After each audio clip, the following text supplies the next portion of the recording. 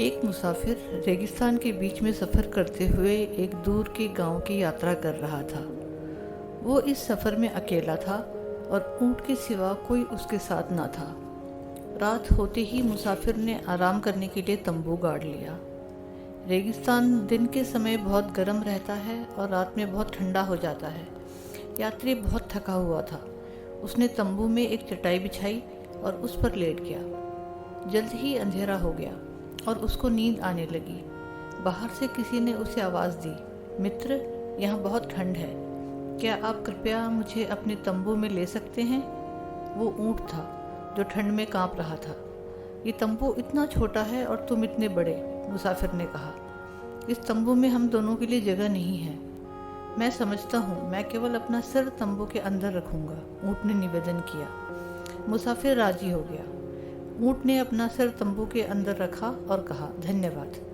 कुछ समय के बाद ऊँट ने निवेदन किया, मुझे अपना गर्दन, बस अपनी गर्दन को तंबू में लाने दो। ठीक है दोस्त, मुसाफिर बुदबुदाया, क्योंकि उसे बहुत नींद आ रही थी। तो ऊँट ने अपनी गर्दन तंबू में डाल दी, बाकी शरीर बाहर। कुछ मिनट बाद ऊँट ठंड से कांपती आवाज़ में बोला, दोस्त, तुम्हें पता है मेरा कुबड़ कितना नाजुक है? मुझे लगता है कि यहाँ मेरे कुबड़ के लिए काफ़ी जगह है। मुसाफिर बोलना नहीं चाहता था क्योंकि वो गहरी नींद में था। हम कहकर वो फिर से सो गया। उसे अपनी सहमति मानकर ऊँट ने खुद को थोड़ा और तंबू में धकेल दिया। कुछ देर बाद ऊँट ने फिर कहा, मेरे दोस्त। गहरी नींद में सो रहे मुसाफिर की ओर से कोई जवाब नहीं आया। मालिक को मैं बार बार क्यों परेशान करूं? ऊँट ने फिर अपने आप से कहा। बेशक उसे कोई एतराज़ ना होगा अगर मैं अपना पेट घसीट कर तंबू में ले जाऊं।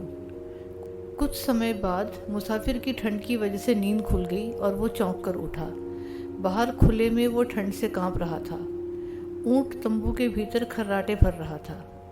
उसका सर, गर्दन, कुबड़ और पूरा शरीर तंबू के अंदर था। केवल उसकी पूंछ तंबू के बाहर लटकी हुई थी।